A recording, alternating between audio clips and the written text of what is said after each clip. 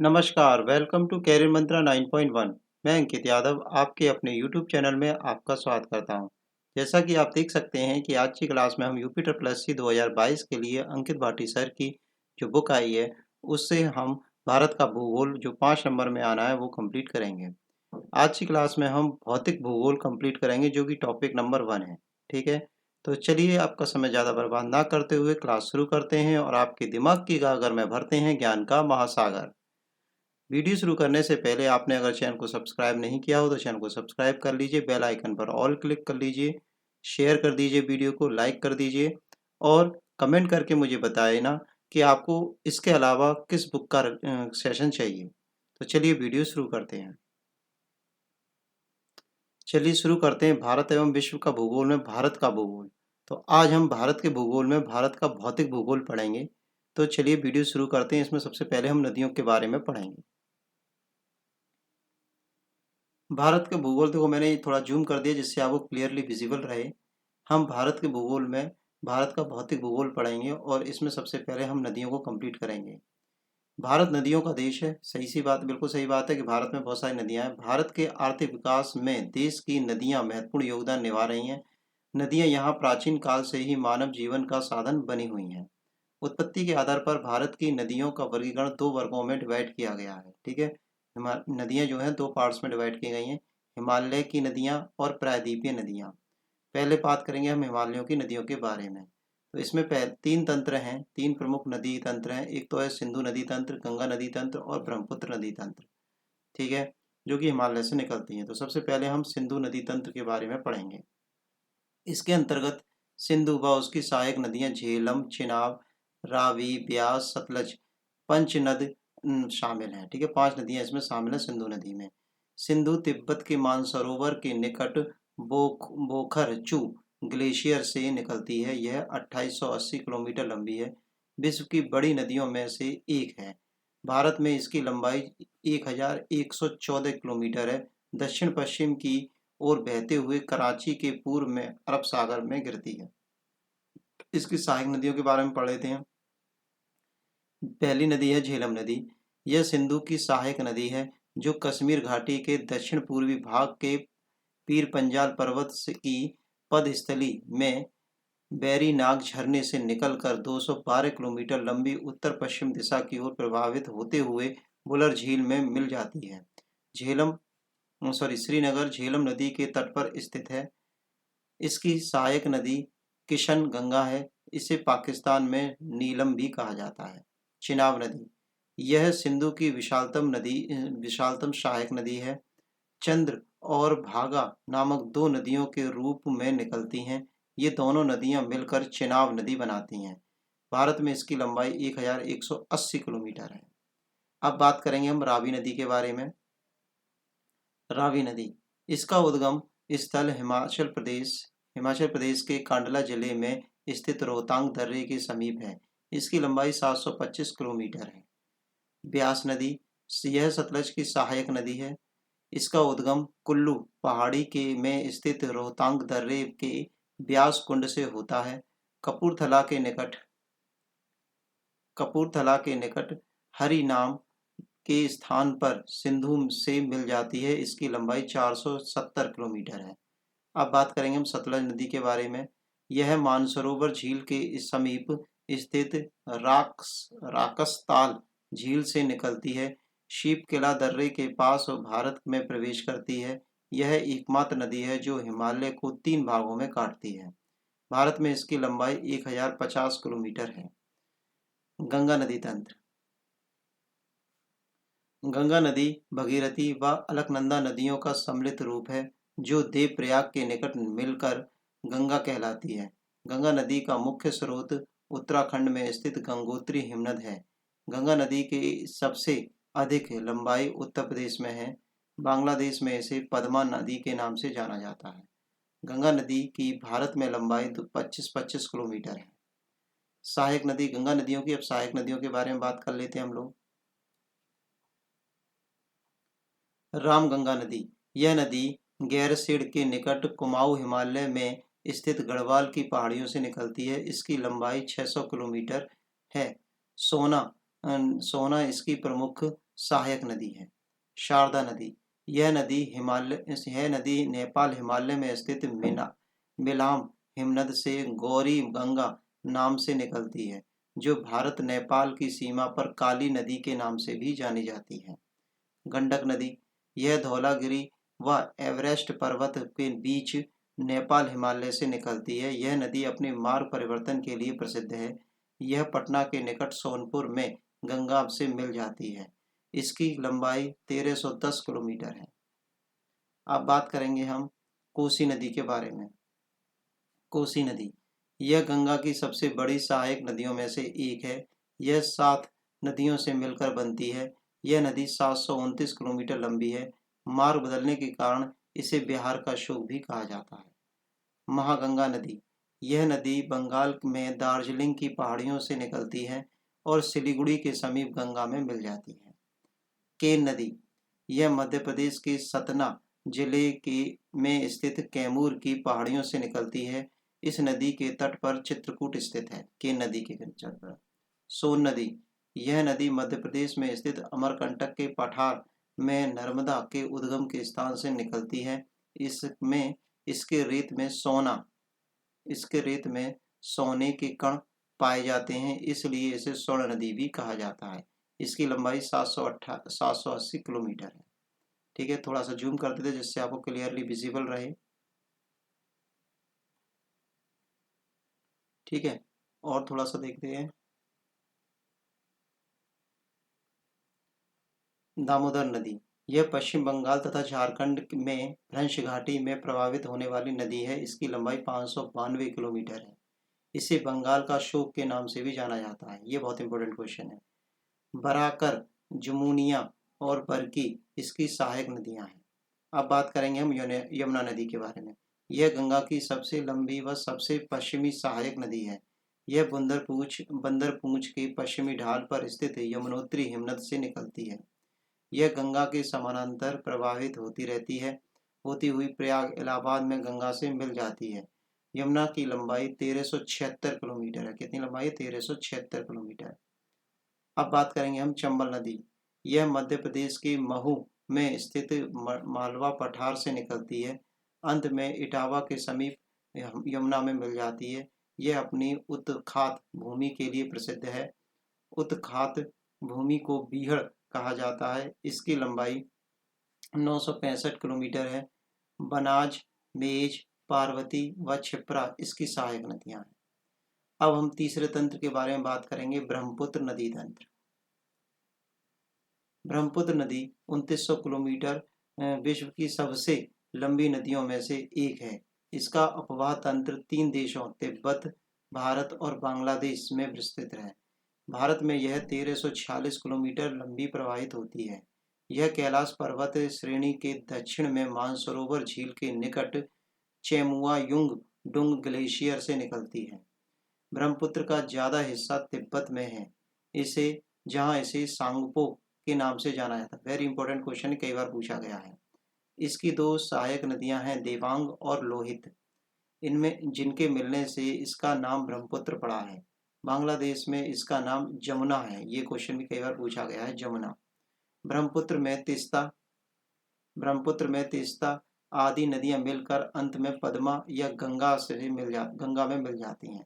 प्रायद्वीपीय नदियां चौड़ी, लगभग संतुलित व उथली घाटियों से होकर बहती हैं। प्रायद्वीपीय क्षेत्र में अधिकांश नदियां पूर्व की ओर प्रवाहित होती हैं, क्योंकि इनका मुख्य जल विभाजक पश्चिमी घाट है। ये नदियां 2 भागों में विभक्त होती हैं।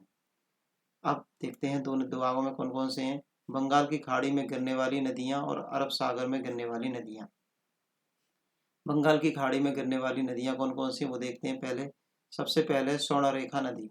यह नदी रांची के दक्षिण पश्चिमी पठार से निकलती है। यह बालासोर के निकट बंगाल की खाड़ी में मिल जाती है। इसकी लंबाई 395 किलोमीटर है स्वर्णरेखा की। महानदी, यह छत्तीसगढ़ के रायपुर जिले के सिहावा श्रेणी के समीप अमरकंटक पहाड़ से निकलकर पूर्व व दक्षिण पूर्व की ओर प्रवाहित होती हुई कंटक के निकट बंगाल की खाड़ी में डेल्टा का निर्माण करती है। गोदावरी नदी, यह प्रायद्वीपीय भारत की सबसे लंबी नदी है गोदावरी। इसकी लंबाई 1465 किलोमीटर है। इसका 44% भाग महाराष्ट्र में, 23% भाग आंध्र प्रदेश में, 20% भाग मध्य प्रदेश में पड़ता है। पश्चिमी घाट की पहाड़ियों में स्थित त्र्यंबकेश्वर से में इसका उद्गम होता है। कृष्णा नदी, यह प्रायद्वीपीय भारत की दूसरी सबसे लंबी नदी है। यह पश्चिमी घाट महाराष्ट्र में स्थित महाबलेश्वरम से निकलकर दक्षिण पूर्व दिशा में 1400 किलोमीटर की दूरी तक प्रवाहित होती है। बंगाल की खाड़ी में गिरती है। इसके उपभा क्षेत्र का 27% भाग महाराष्ट्र में, 44% भाग कर्नाटक में, 29% भाग आंध्र प्रदेश में पड़ता है। अब बात करेंगे हम कावेरी नदी। यह कर्नाटक के कोडांगू जिले में मैसूर पठार के दक्षिण भाग में ब्रह्मगिरी पहाड़ियों से निकलकर बांग्लादेश की खाड़ी में गिरती है। इसका कुल उपवाह क्षेत्र 3% भाग केरल में, 41% भाग कर्नाटक में और 56% भाग तमिलनाडु में स्थित है।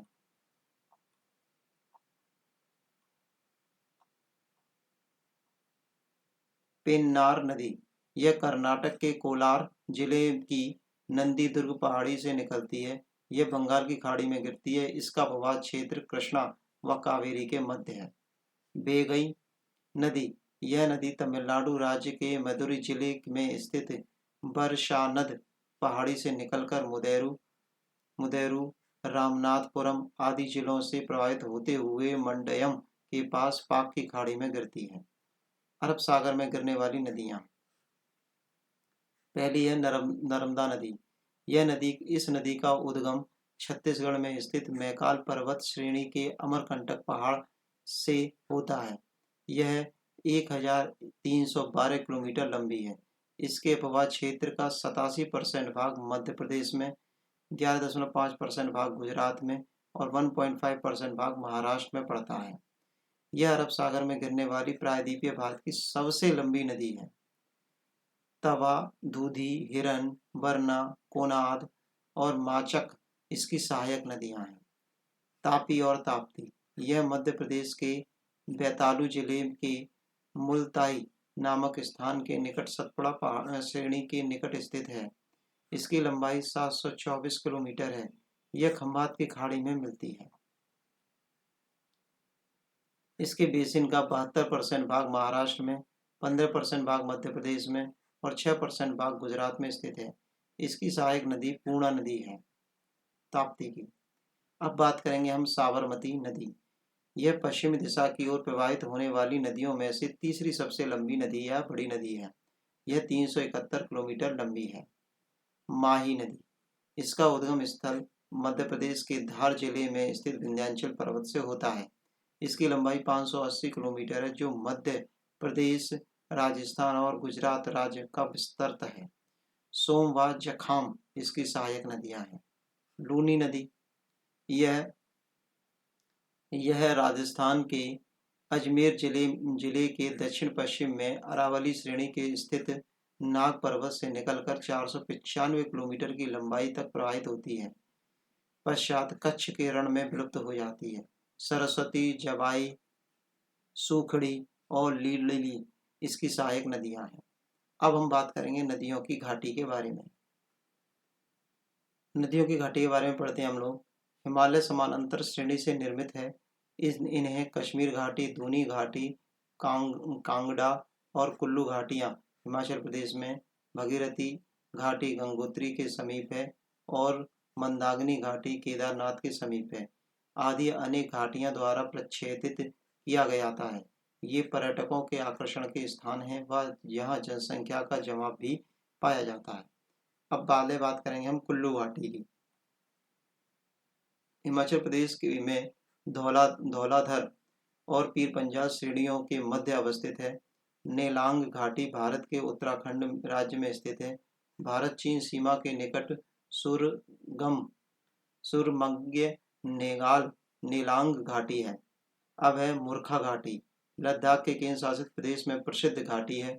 समुद्र तल से 2438 मीटर की ऊंचाई पर भारत के पूर्वोत्तर राज्य नागालैंड के पीछे जुकू घाटी स्थित है। सांगला घाटी किन्नौर हिमाचल प्रदेश में स्थित है। यह चारों ओर के पर्वतीय चोटियों और बांसपा नदी से घिरी हुई है। युथांग घाटी गंगटोक सिक्किम की राजधानी गंगटोक से लगभग 149 किलोमीटर दूर स्थित है। यह रोडोडेंड्रॉन झाड़ियों व अन्य वनस्पति प्रजातियों से ढकी हुई है। इस घाटी को हॉट स्प्रिंग के रूप में भी जाना जाता है। शांत घाटी या मौन घाटी केरल के पलक्कड़ पालघाट में स्थित में है। यह पश्चिमी घाट की नीलगिरी पहाड़ियों पर स्थित है। अब हम बात करेंगे सेकंड टॉपिक है इसमें भूजल संसाधन। तो भूजल संसाधन के बारे में बात करेंगे। भूजल वह जल होता है जो चट्टानों व मिट्टी में रिस जाता है और भूमि के नीचे जमा हो जाता है। जिन चट्टानों में भूजल जमा होता है उन्हें जलभृत बजरी, रेत, बलुआ पत्थर या चूने के पत्थर से बना होता है। इन चट्टानों से पानी नीचे बहता रहता है जो चट्टानों को पारगम्य बना देती है। जलभृत में जिन जगहों पर पानी भरता है वे संतृप्त जोन कहलाते हैं। सतह पर जिस गहराई पर पानी मिलता है वह जल स्तर कहलाता है। जल स्तर जमीन के नीचे 1 फुट तक उथला भी हो सकता है और कई मीटर गहराई तक भी हो सकता है।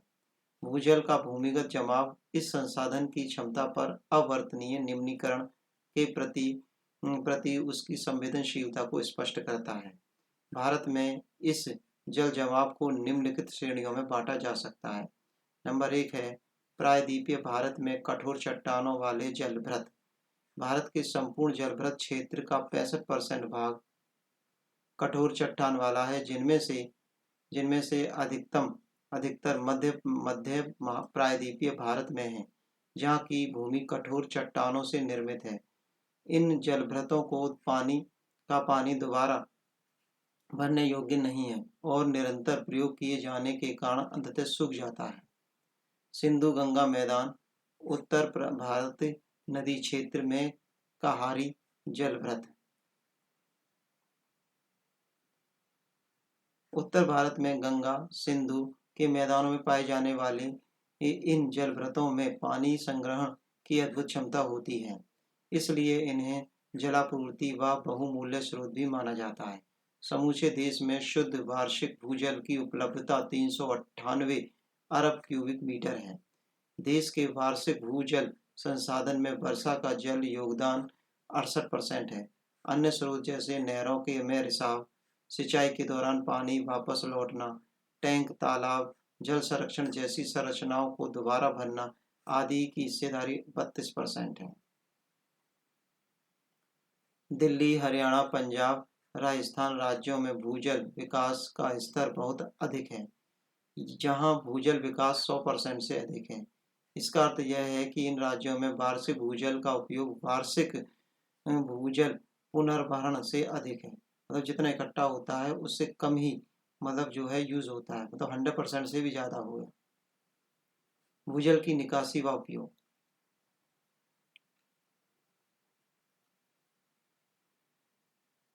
भारत में भूजल के अत्यधिक उपयोग और संरक्षण के संकट की ओर तेजी से बढ़ रहा है। पानी बड़ी समस्या होती जा रही है। भारत में भूजल की अपेक्षा सतही जल की उपलब्धता अधिक है, फिर भी भूजल की विकेंद्रित उपलब्धता के कारण यह आसानी से प्राप्त किया जा सकता है। भारत की कृषि पेयजल आपूर्ति में हिस्सेदारी बहुत बड़ी है। निष्कर्षित भूजल का 48% हिस्सा सिंचाई क्षेत्र में प्रयोग होता है। इसके बाद घरेलू उपयोग का स्थान आता है, जो कि भूजल का 9% है। भूजल का 2% हिस्सा उद्योग में उपयोग किया जाता है। शहरों में जल की 50% और गाँव में जल की 85% घरेलू आवश्यकताएं भूजल से ही पूरी की जाती हैं। भूजल के माध्यम से सिंचाई। भूजल का सबसे अधिक उपयोग सिंचाई के लिए होता है। देश में सिंचाई के मुख्य साधनों में नहरें, टैंक, कुएं और ट्यूबवेल, इन सभी जल स्रोतों में भूजल की बहुत बड़ी हिस्सेदारी होती है। कुएं खासतौर पर खुदाई किए गए उथले ट्यूबवेल गहरे ट्यूबवेल सिंचाई के लिए 61.6% जल उपलब्ध कराते हैं, जबकि नहरें 24.5% जल उपलब्ध कराती हैं। अब बात करेंगे हम, थर्ड टॉपिक है इसमें, पर्वत, पहाड़ियाँ तथा हिमनद। ठीक है, सबसे पहले हम पर्वत की बात करेंगे। पर्वत पृथ्वी की सतह पर द्वितीय क्रम के उच्चावचन हैं। ये वैसे ऊंचे स्थल भाग हैं जिनका पार्श्व ढाल तीव्र शिखर क्षेत्र संकुचित होता है, तुलनात्मक रूप से सामान्यतः 1000 मीटर से ऊंचे होते हैं। पर्वतों के लघु रूप जिनकी लंबाई 1000 मीटर से कम होती है पहाड़ी कहलाते हैं। किसी पर्वत या पहाड़ की चोटी या सर्वोच्च भाग पर्वत शिखर कहलाता है कि एक ही काल में निर्मित एक सक्रिय पेटी व विस्तृत पर्वत व पहाड़ियों के क्रम को पर्वत श्रेणी कहते हैं। भारत विभिन्न भू आकृतियों वाला एक बड़ा देश है। यहाँ अनेक प्रकार की भू आकृतियाँ पाई जाती हैं। उदाहरण के लिए पर्वत, पठार और मैदान। देश का लगभग 10.7 क्षेत्र पर्वत है, 27.5% क्षेत्र पर पठार है का विस्तार है। उच्चावच का संरचना के आधार पर भारत को 5 भू आकृतियों में विभाजित किया गया है। उत्तर का पर्वतीय क्षेत्र। भारत की उत्तरी सीमा के पूर्व में पश्चिमी दिशा में विश्व की सबसे ऊंची व विशालतम पर्वत श्रेणी हिमालय पर्वत श्रेणी है। यह विश्व की नवीनतम मोड़दार बलित पर्वत श्रेणी है। उत्तर के पर्वतीय क्षेत्र को चार क्षेत्रों को 4 प्रमुख क्षेत्रों में बांटा गया है। नंबर 1, ट्रांस हिमालयन क्षेत्र। इसके अंतर्गत काराकोरम, लद्दाख, जास्कर आदि पर्वत श्रेणियां आती हैं। K2 या गॉडविन ऑस्टिन 8611 मीटर काराकोरम पर्वत श्रेणी की सर्वोच्च चोटी है, जो भारत की सबसे ऊंची चोटी भी है। बृहत्तम हिमालय, यह हिमालय की सबसे ऊंची श्रेणी है। इसकी औसतन ऊंचाई 6000 मीटर है। विश्व की सबसे ऊंची चोटी एवरेस्ट नेपाल में है, इसी पर्वत श्रेणी में है। कंचनजंगा, नागा पर्वत, नंदा देवी, कॉमेट, नामचा बरवा आदि इसके प्रमुख शिखर हैं। अब बात करेंगे हिमालय श्रेणी की लघु हिमालय। इस श्रेणी में पीर पंजाल, धौलाधर, मसूरी, नांगटिब्बा व महाभारत श्रेणियां हैं। यहाँ अल्पाइन चरागाह हैं। शिमला, कुल्लू, मनाली, मसूरी और दार्जिलिंग आदि लघु हिमालय में हैं। अब लास्ट है इसमें चौथी, शिवालिक या बृहत हिमालय। यह हिमालय का नवीनतम भाग है। शिवालिक व लघु हिमालय के बीच कई घाटियां हैं, जैसे काठमांडू घाटी। पश्चिम में इन्हें द्वार कहते हैं। पश्चिम में इन्हें क्या कहते हैं? इन्हें द्वार कहते हैं। अब बात करेंगे प्रमुख पहाड़ियों के बारे में। कौन कौन सी पहाड़ियां कहाँ पर स्थित हैं? गारो खासी जंतिया पहाड़ियां ये मेघालय में स्थित हैं। नागा पहाड़ी ये नागालैंड में है। सतपुड़ा पहाड़ी ये मध्य प्रदेश में। महादेव पहाड़ी ये मध्य प्रदेश में है। मेकल पहाड़ी मध्य प्रदेश में है। राजमहल पहाड़ी झारखंड में है। सतमाला पहाड़ी महाराष्ट्र में है। महेंद्रगिरी पहाड़ी उड़ीसा में है। महाबलेश्वर पहाड़ी महाराष्ट्र में है। नीलगिरी पहाड़ी तमिलनाडु में है। अनंतमलाई पहाड़ी तमिलनाडु में है। इलायची पहाड़ी केरल और तमिलनाडु में है। डाफला पहाड़ी उत्तर अरुणाचल प्रदेश में है। मिसमी पहाड़ी आपकी अरुणाचल प्रदेश में है। और मिकरी पहाड़ी आपकी अरुणाचल प्रदेश में है। ये सभी प्रमुख पहाड़ियों के बारे में हमने पढ़ लिया, जो कि अलग अलग राज्यों में स्थित हैं। अब बात करेंगे हम हिमनद के बारे में। हिमनद धीमी गति से बहने वाली हिम तथा बर्फ की नदी है। हिमालय के प्रमुख हिमनद महान हिमालय और ट्रांस हिमालय के पर्वतों में विद्यमान हैं। काराकोरम, लद्दाख और जास्कर श्रेणियों में हिमनद पाए जाते हैं। लघु हिमालय के हिमानी छोटे होते हैं, जबकि पीर पंजाल और धौलाधर श्रेणियों के बड़े हिमनद के अवशेष मिलते हैं। पीर पंजाल का सबसे बड़ा हिमनद सोना पानी है। काराकोरम और महान हिमालय में बड़े आकारों के हिमनद विद्यमान हैं, जिनमें कौन कौन से हैं देखते हैं जरा। एक है सियाचिन, जो कि 76.64 किलोमीटर बड़ा है। फिर है हिस्पारा, जो कि 61 किलोमीटर बड़ा है, बियापो जो कि 60 किलोमीटर बड़ा है, और बाल्टेरो जो कि 58 किलोमीटर बड़ा है, और ससाइनी जो कि 17.85 किलोमीटर है। अब बात करेंगे चौराबाड़ी हिमनद। उत्तराखंड के रुद्रप्रयाग जिले में केदारनाथ मंदिर के उत्तर में अवस्थित है ये। मिलाम हिमनद उत्तराखंड की कुमाऊं प्रक्षेत्र में अवस्थित एक प्रमुख ये हिमनद है। अब चौथा टॉपिक है इसमें मरुस्थल एवं शुष्क क्षेत्र। तो सबसे पहले हम मरुस्थल के बारे में बात करेंगे। मरुस्थल या रेगिस्तान ऐसे भौगोलिक क्षेत्र को कहा जाता है जहां जलपात या वर्षा व हिमपात का योग अन्य क्षेत्रों की अपेक्षा काफ़ी कम होता है, मतलब वर्षा यहाँ बहुत कम होती है। मरुस्थल का सामान्य गुण यह है कि इसमें वर्षा कम होती है। ये क्षेत्र प्राय विरल आबादी वाले नगण्य वनस्पति, पत्तों की जगह कांटे, जल के स्रोतों की कमी, जलापूर्ति से अधिक वाष्पीकृत होते हैं। 20% मरुस्थल ही रेतीले हैं। रेतीले क्षेत्रों के दैनिक तापमान में बहुत अंतर होती है। लगभग सभी मरुस्थल समतल हैं, कुछ में टीले भी बनते हैं। भारत का थार मरुस्थल एक उष्णकटिबंधीय मरुस्थल है। यह भारतीय उपमहाद्वीप के पश्चिमी भाग में विस्तारित एक शुष्क व मरुस्थल क्षेत्र है। यहाँ भारत व पाकिस्तान में 77,000 वर्ग मील तक फैला हुआ है। ये भारत और पाकिस्तान में 77,000 वर्ग मील तक फैला हुआ है। यह विश्व का 17वां सबसे बड़ा मरुस्थल है। 9वां सबसे बड़ा गर्म उपोष्ण कटिबंधीय मरुस्थल है। थार मरुस्थल का 85% भाग भारत में और 15% भाग मात्र पाकिस्तान में है। थार मरुस्थल का 60% से अधिक भाग राजस्थान राज्य में है। हालांकि यह मरुस्थल गुजरात, पंजाब और हरियाणा व पाकिस्तान के सिंध प्रांत तक फैला हुआ है। थार की जलवायु की विशेषता है कि गर्मियों में यहाँ रेत उबलती है व तापमान 52 डिग्री सेंटीग्रेड तक चला जाता है, जबकि सर्दियों में तापमान 0 से नीचे चला जाता है। इसका मुख्य कारण यहाँ की रेत जो जल्दी गर्म और जल्दी ठंडी हो जाती है। थार के मरुस्थल में दूर दूर तक गांव नहीं मिलते हैं। गांव मिलते हैं भी तो दूर दूर होते हैं। थार में के मरुस्थल में जोधपुर नामक शहर विकसित हुआ है। पशुपालन यहाँ का मुख्य व्यवसाय है। पशुओं में गाय, बैल, भैंस, बकरी और घोड़े आदि को पाला जाता है। यह मुख्य रूप से ऊँट भी पाला जाता है। अब हम बात करेंगे वन। वन के बारे में पढ़ने से पहले अगर आपने चैनल को सब्सक्राइब नहीं किया हो तो चैनल को सब्सक्राइब कर दीजिए, लाइक कर दीजिए, शेयर कर दीजिए और बेल आइकन पर ऑल क्लिक कर दीजिए।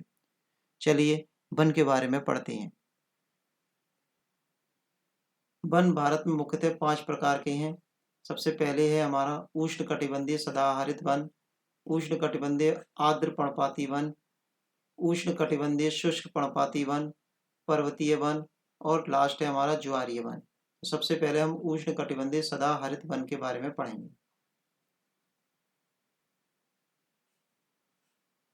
जिन क्षेत्रों में तापमान अधिक पाया जाता है, वार्षिक वर्षा 200 सेंटीमीटर से अधिक होती है, उन क्षेत्रों में उष्णकटिबंधीय सदाहरित वन पाए जाते हैं। सदाहरित वनों के वृक्षों की विशेषता होती है आबनूस, एबोनी, महोगनी, रोजबुल, नारियल, ताड़, बांस, रबड़, सिनकोना आदि इन वन के प्रमुख वृक्ष हैं। इसके प्रमुख क्षेत्र सह्याद्री, पश्चिमी घाट, शिलोंग, पठार, अंडमान निकोबार द्वीप समूह व लक्षद्वीप हैं। अब हम बात करेंगे उष्णकटिबंधीय आर्द्र पर्णपाती। यहाँ पर जो वर्षा होती है वो 100 सेंटीमीटर से 200 सेंटीमीटर में होती है। इन वनों में ऊंचे पेड़ों का अभाव मिलता है।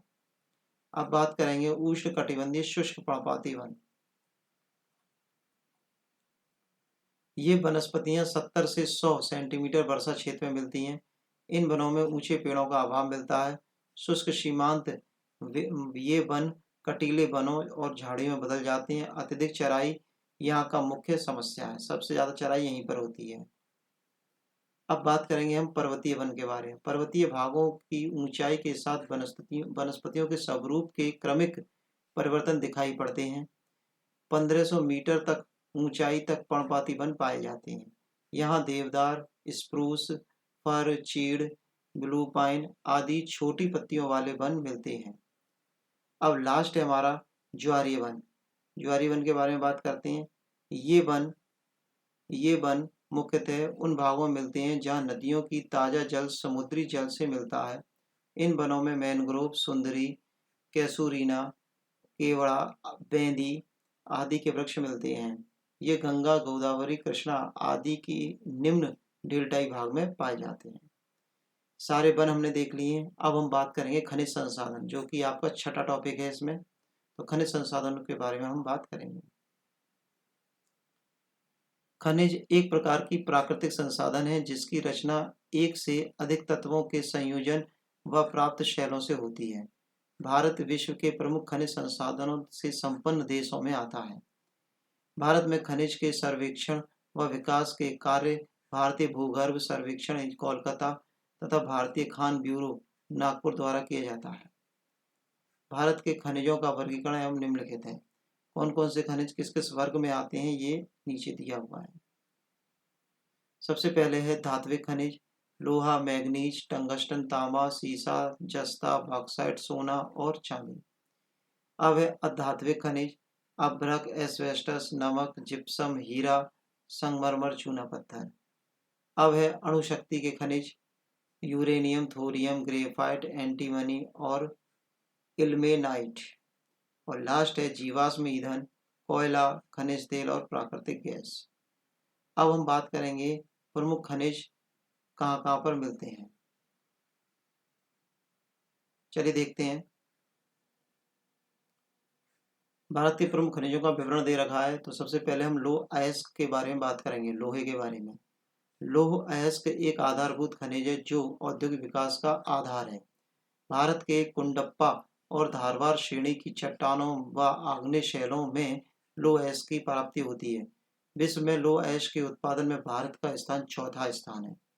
भारत में लौह अयस्क के उत्पादन में राज्य प्रमुख हैं कर्नाटक, छत्तीसगढ़ और उड़ीसा। अब बात करेंगे मैग्नीज के बारे में।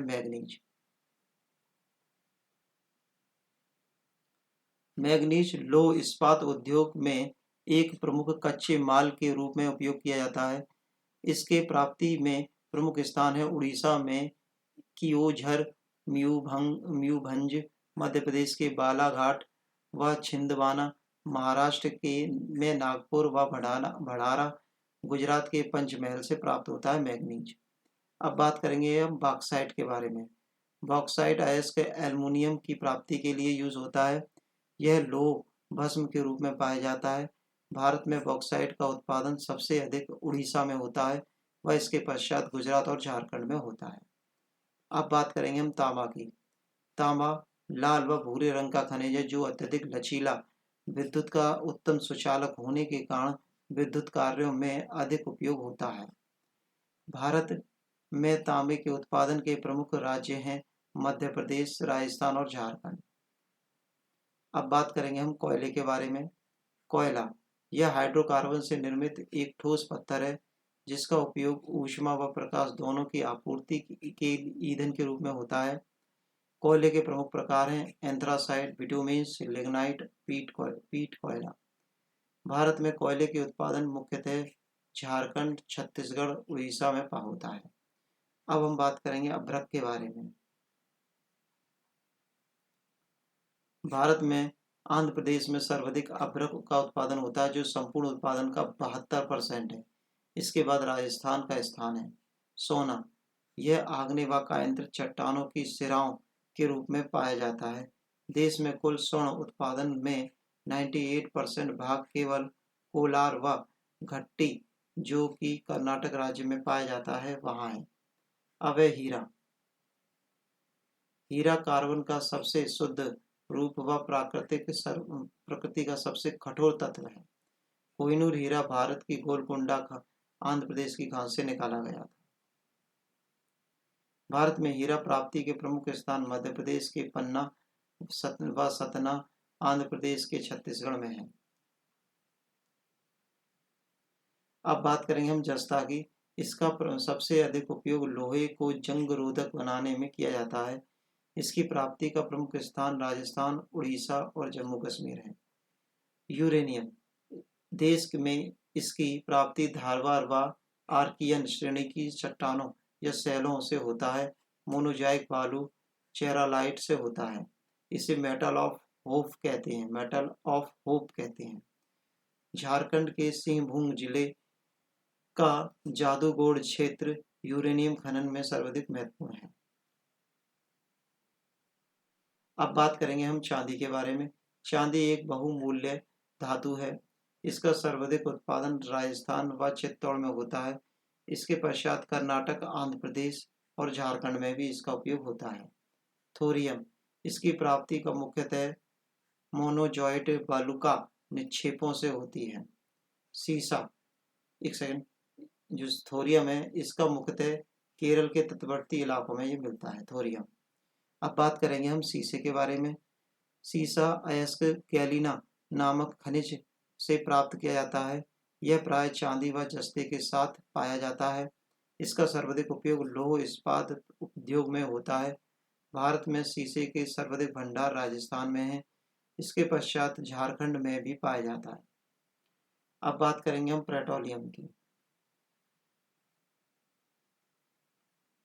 भारत में खनिज तेल भंडारण का 620 करोड़ टन है। वर्तमान में समय में देश के मुख्य खनिज क्षेत्रों में खनिज तेल व पेट्रोलियम पदार्थ पाए जाते हैं।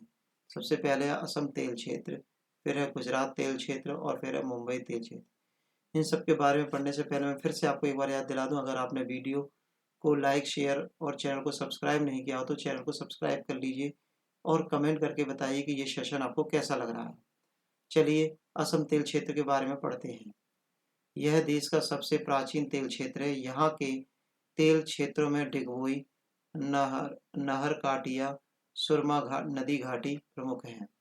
गुजरात तेल क्षेत्र गुजरात राज्य के खंभात अलंकेश्वर में महत्वपूर्ण तेल क्षेत्र है। अब है मुंबई हाई क्षेत्र। यहाँ 1776 में ही तेल की प्राप्ति हो गई थी। देश के खनिज तेल उत्पादन का 60% भाग इसी में पाया जाता है। ठीक है, तो यहीं पर ये टॉपिक हमारा फिनिश होता है। अब नेक्स्ट टॉपिक हम करेंगे। जब तक के लिए good bye, take care, bye bye.